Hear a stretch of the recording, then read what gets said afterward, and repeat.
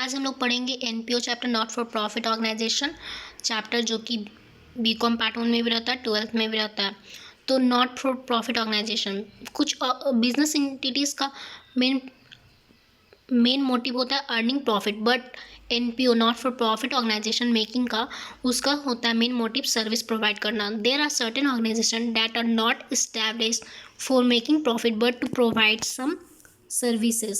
These services are generally given to members who make subscription to avail them. There are also called as non-trading entities. The example of such organization क्या है? तो sports club, educational institution कुछ होते हैं, कुछ sports clubs होते हैं, कुछ पब्लिक हॉस्पिटल्स होते हैं जिनका मेन एम होता है सर्विस प्रोवाइड करना, सोशल वेलफेयर करना। नेक्स्ट है लाइब्रेरीज कुछ होते हैं, कल्चर क्लब्स लाइक रोटरी और लॉयंस क्लब्स होते हैं, रिलीजियस इंस्टीट्यूशन होते हैं, चैरिटेबल ट्रस्ट होते हैं। क्या? Libraries, culture clubs like Rotary, religious institution, charitable trust. This organisation gets their funds in the form of contribution by way of entrance fee, life membership fee, annual subscription, donation, grants, legacy etc. ये सब organisation जो है funds लेते हैं entrance fees से। Entrance fee जो होता है वो कैपिटलाइज भी होता है, रेवेन्यू इसमें ये इंट्रेंस फी मिलता है इनको, या फिर ये रेवेन्यू आइटम होता है। इंट्रेंस फी, मेंबरशिप फ़ी मिलते हैं, इंट्रेंस फी एडमिशन फ़ी भी बोलते हैं इसको, एनुअल सब्सक्रिप्शन मिलता है साल पर, डोनेशन मिलता है, grants, legacy etc.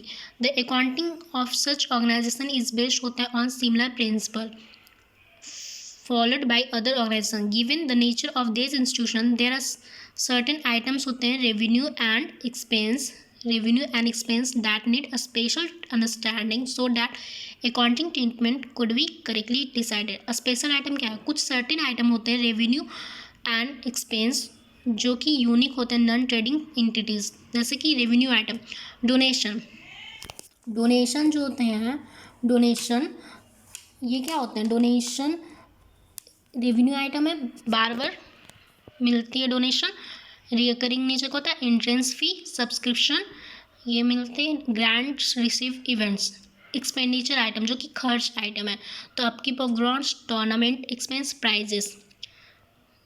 Let us see what accounting treatment should be given to some of the special items. Entrance fee. Entrance fee जो है रिसीव होता है at the time of admission, जब न्यू मेंबर एडमिशन करते हैं, and 10 one time fee होता है। Entrance fee जो होता है नॉन रिकरिंग नेचर का है, मतलब बार बार ये नहीं होता है, नॉन रिकरिंग नेचर का होता है, एक बार एडमिशन लेता है इंसान तो नॉन रिकरिंग नेचर होता है। It could be either capitalise होता है as they are non recurring nature और taken as revenue as per rule of the institution. Rule of the institution के अनुसार इसे रेवेन्यू लिया गया। There is a view that addition of a member is an ongoing activity and thus every year the institute will get interest fee, so it is taken as normal revenue receipt. यह जो है view है कि addition जो होता है member daily हमेशा addition होता है, ये ऑनगोइंग एक्टिविटी है, कंटिन्यूस एक्टिविटी, एंड दस प्रत्येक साल जो है इंस्टीट्यूट जो होता है इंट्रेंस भी मिलता है उनको, इसीलिए इसको नॉर्मल रेवेन्यू रिसिट माना गया। Donation, second point donation. Donation could भी यूज होता है फॉर मीटिंग कैपिटल और रेवेन्यू एक्सपेंसेस। डोनेशन जो यूज़ होता है कैपिटल और रेवेन्यू एक्सपेंसेस, कैपिटल जो कि एक बार होता है, रेवेन्यू एक्सपेंसेस जो कि बार बार रिकरिंग नेचर का होता है, रेवेन्यू एक्सपेंसेस खर्च। इफ़ डोनेशन रिसीव होता है फॉर ए स्पेशल पर्पज़ के लिए तो उसको स्पेसिफिक डोनेशन बोलता है। अमाउंट इज क्रेडिटेड होता है to a fund from which the amounts are disburse. The funds में भी इन्वेस्टेड होता है इन स्पेसिफिक सिक्योरिटी, कुछ खास सिक्योरिटीज़ में फंड्स जो है इन्वेस्टेड होता है। स्पेसिफिक डोनेशन जो income from such investment is credited to the fund accounts only. Income जो होता है ऐसे इन्वेस्टमेंट से वो क्रेडिटेड होता है फंड अकाउंट में। Small donation amounts which are not earmarked for any specific purpose may be treated as revenue receipt. छोटे से डोनेशन, स्मॉल डोनेशन जो होते हैं जो कि नहीं market for any special purpose, कोई भी स्पेशल पर्पस के लिए उसको रेवेन्यू रिसीट बोलते हैं। स्पेसिफिक डोनेशन मतलब कि कुछ खास बिल्डिंग के लिए डोनेशन मिल गया, कुछ स्पेसिफिक डोनेशन हुआ तो वो कैपिटल मान जाते हैं, और जो कि स्मॉल अमाउंट रहते हैं जो कि स्पेसिफिक नहीं होता, जनरल डोनेशन रहते हैं, उसको रेवेन्यू रिसिट माना जाता है। लेजेसी क्या होता है? तो लेजेसी जो होते हैं मेनी पर्सन जो डिसीट पर्सन होते हैं वो एज पर विल के अनुसार वो मेनी टाइम्स वो अपना अमाउंट कंट्रीब्यूट करते हैं। लेजेसी क्या होता है? देखो, many times trust are formed in the memory of certain person by their will. In such case after the demise of the person the funds pass on to the institution. Funds pass हो जाता है institution को। सच legacy जो होता है of course one time होता है and therefore should be taken to the capital fund. ये जो वन टाइप होता है इसलिए इसको ले दिया जाता है कैपिटल फंड में। वन टाइम होता है तो ये रिसीट हो गया, कैपिटल रिसीट हो गया। इंडोलमेंट क्या होता है? समटाइम्स डोनेशन जो होता है वो also in the form of endowment to be use as per the instruction of the donor.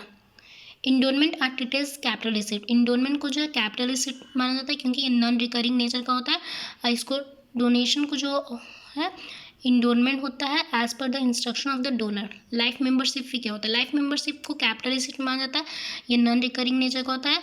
ये it could be taken as capital receipt and every year it charge is debited होता है based on some logic. In other words when receive it could be treated as deter deferred receipt in the balance sheet and every year specific amount is credited to income expenditure account. एक specific amount जो है credited होता है income and expenditure account में deferred receipt in the balance sheet. Subscription life membership fee हो गया, पूरे life में मेंबरशिप बन गया। Life membership fee capital receipt होता है। सब्सक्रिप्शन थ्योरी इंपॉर्टेंट है क्योंकि प्रैक्टिकल बनाने के लिए थ्योरी आना चाहिए। सब्सक्रिप्शन क्या है?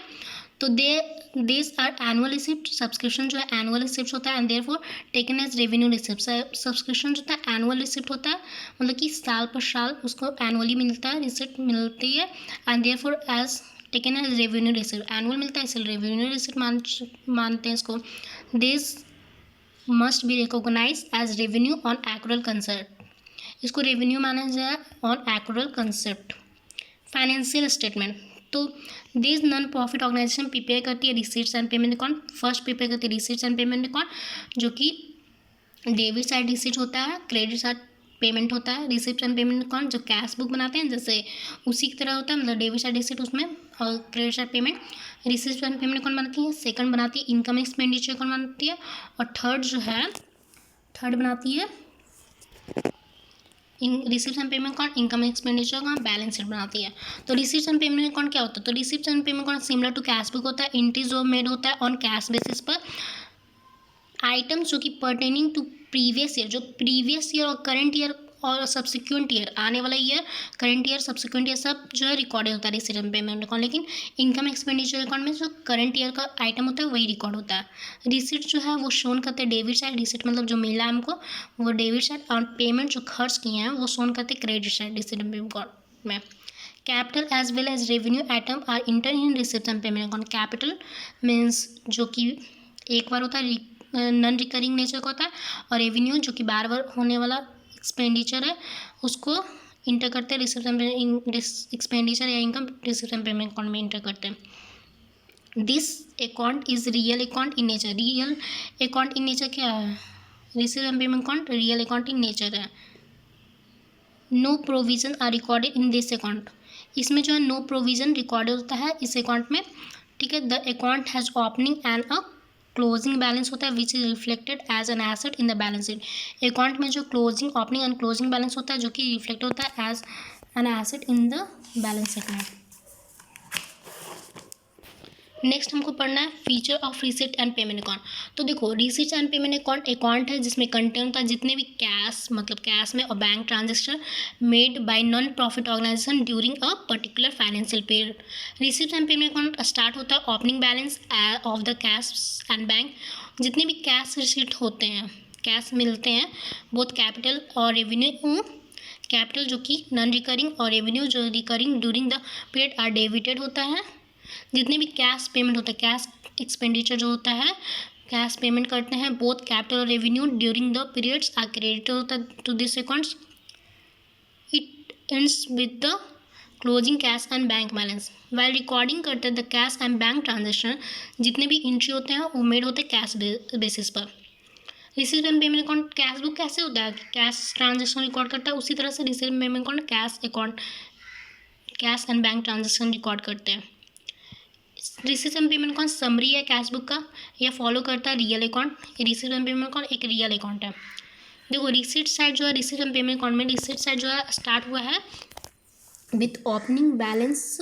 ऑल रिसीट्स, जितने भी रिसीट्स होते हैं कैपिटल और रेवेन्यू का, मे be related to any periods previous, current और सब्सिक्वेंट।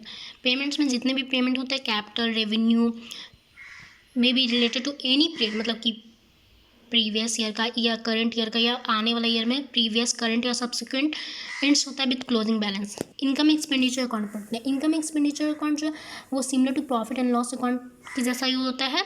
इनकम एक्सपेंडिचर अकाउंट जो है वो सिमिलर प्रॉफिट, और ये जो है वनली रेवेन्यू आइटम को रिकॉर्ड करता है। रिसीप्स एंड पेमेंट अकाउंट जो है कैपिटल रेवेन्यू दोनों को रिकॉर्ड करता है, लेकिन income expenditure account only revenue item को रिकॉर्ड करता है। और इसमें क्रेडिट साइड जो होता है वो इनकम होता है और डेबिट साइड एक्सपेंस होता है। Income expenditure account is similar to the profit and loss account and is prepared exactly based on same principle as the name suggest, only revenue items are recorded therein. Incomes जो है recorded होता है on the credit side of the, while expense जो खर्च होता है वो debit side. Both income and expenditure, जितने भी इनकम एक्सपेंसेस होते हैं must be taken on the basis of accrual concept. इसमें जो है एक्रूअल कंसेप्ट होता है, मतलब कि कैश और क्रेडिट दोनों ट्रांजैक्शन रिकॉर्ड होता है।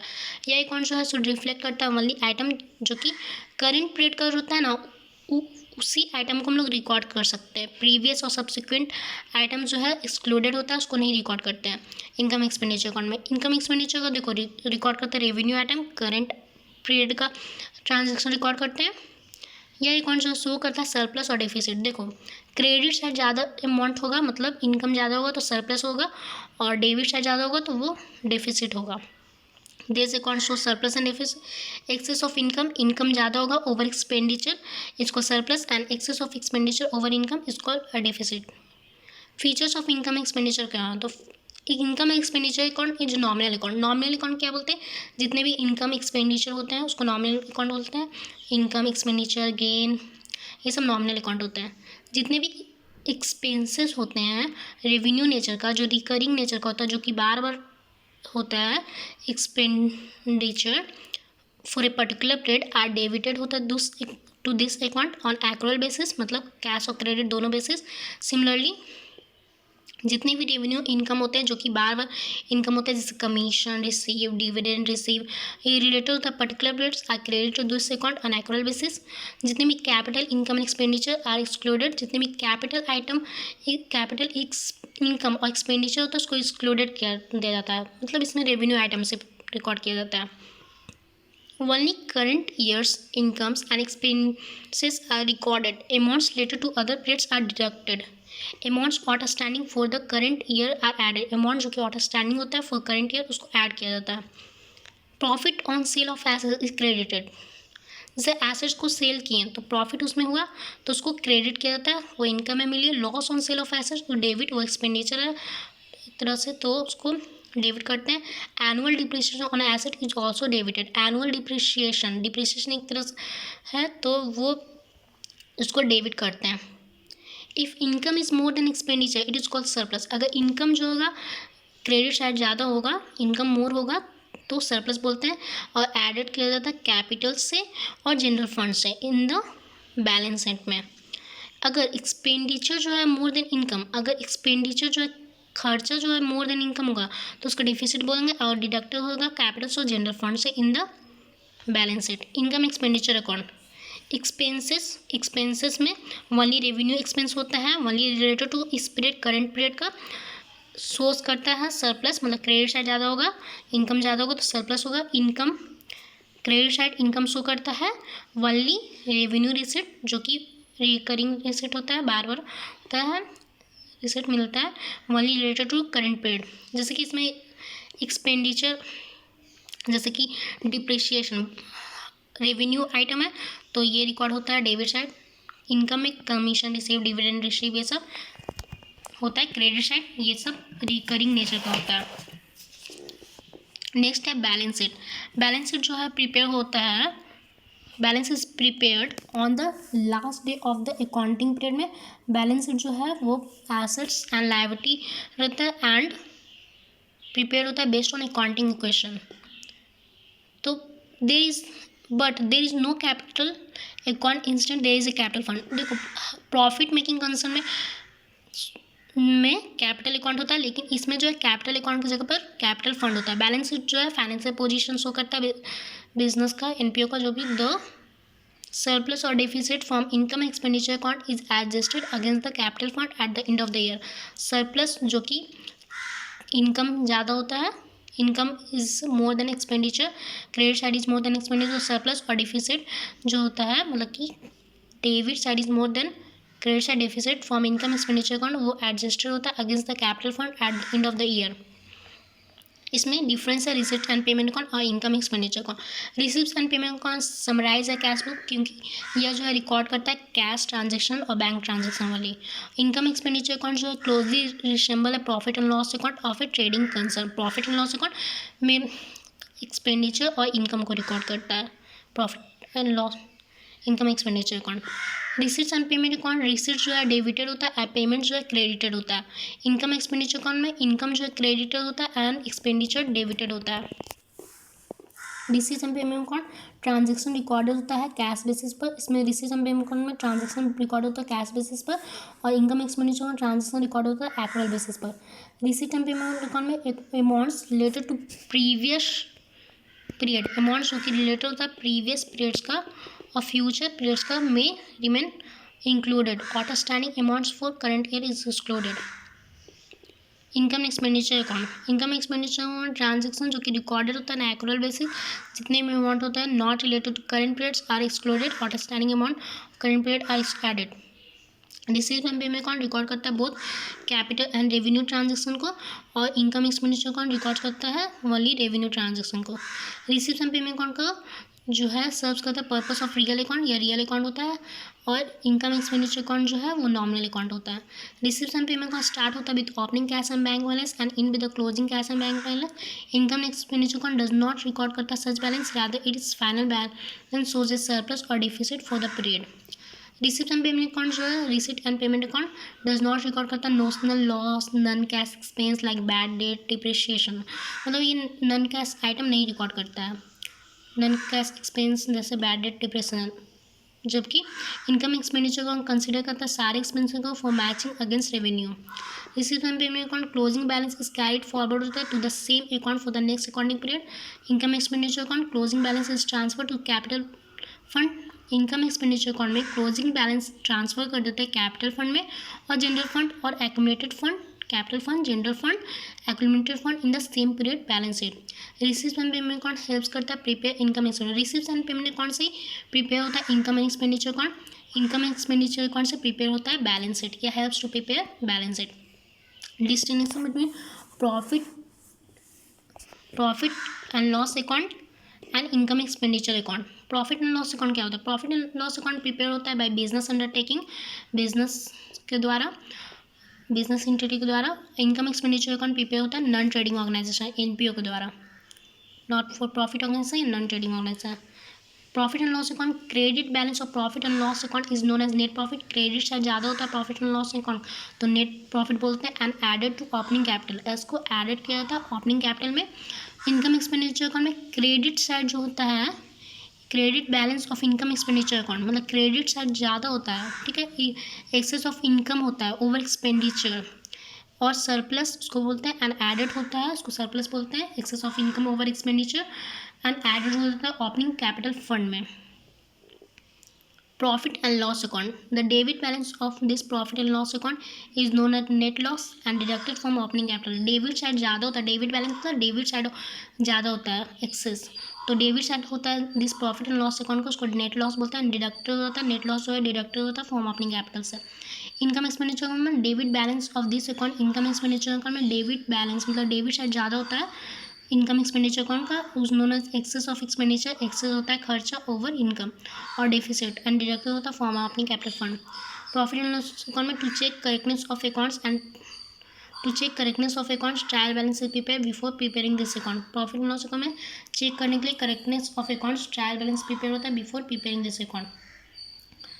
देखो प्रॉफिट एंड लॉस अकाउंट बनाने से पहले ट्रायल बैलेंस प्रिपेयर होता है, Income expenditure account to check correctness of account. Income expenditure account, receipts and payment account is prepared before paying this account. Next है fund assets accounting and speculative. Capital fund क्या होता है? देखो कुछ concept है. Some funds which are generally maintain होता है bye organisation. Capital fund क्या होता है? कैपिटल फंड को हम लोग जनरल फंड भी बोलते हैं, एक्यूमुलेटेड फंड भी बोलते हैं. कैपिटल फंड को जनरल फंड भी बोलते हैं, एक्यूमुलेटेड फंड भी बोलते हैं. It is actually the capital होता है of a non profit concern का. It may be found out of the excess of assets over liability. Assets ज़्यादा होता है, ओवर लायबिलिटी तो कैपिटल होता है. Usually surplus of deficit, surplus और deficit during a period is added with or deducted from it. A portion of capitalized income like portion capitalized income जैसे donation may be added with it. A special fund क्या होता है? Special fund may be created out of special donation or subscription or out of a portion of the surplus. Special fund जो है created होता है out of the special donation. Special donation करते हैं और सब्सक्रिप्शन और out of a portion of the surplus. For example एक club जो है may have a building fund. Club का जो बिल्डिंग फंड होता है क्लब के पास, it may be use for meeting some specific expenses और फॉर एक्वायरिंग एंड एसेट्स. या जो है कैपिटल स्पेशल फंड का जो है यूज होता है फॉर मीटिंग करने के कुछ एक्सपेंसेस और एक्वायरिंग करने के लिए एसेट को, प्लांट मशीनरी को. If any income is derive out of investment, अगर कोई भी इनकम डिराइव होता है out of investment made against this fund, if any profit और लॉस अकर होता है of occur due to sale of such investment, such income और profit और loss is transfer to this fund. कुछ treatments है, other treatments. If a special fund is use to meet an expense, अगर special fund को use किया जाता है, expense use किया जाता है मीट एन एक्सपेंस खर्चा करने के लिए, तो इसका एंट्री क्या होता है?